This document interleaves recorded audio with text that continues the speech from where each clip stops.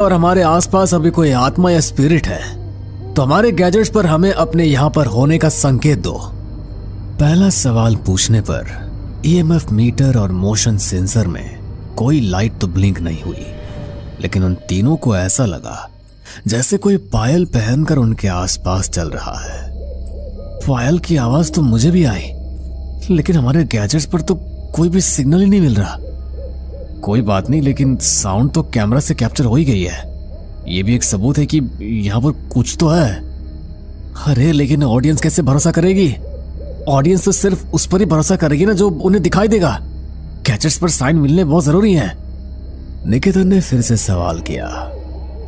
हम यहाँ पर किसी को परेशान करने नहीं आए हैं, लेकिन सिर्फ ये जानना चाहते हैं कि सचमुच यहाँ पर कोई आत्मा है या लोगों का वहम।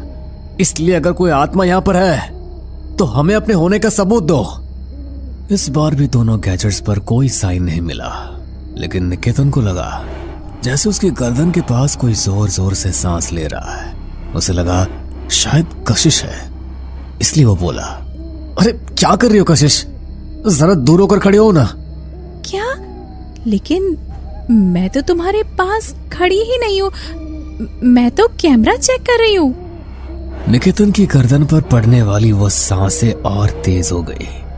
उसे डर तो लग रहा था, लेकिन हॉन्टेड लोकेशंस पर वो कई बार जा चुका था, इसलिए ज्यादा रिएक्ट नहीं करना चाहता था। उसने हल्के से पीछे मुड़कर देखा तो लाल जोड़े में सजी एक औरत उसे दिखाई दी, जो ठीक उसके पीछे खड़ी थी और बहुत ही गुस्से में उसे घूर कर देख रही थी।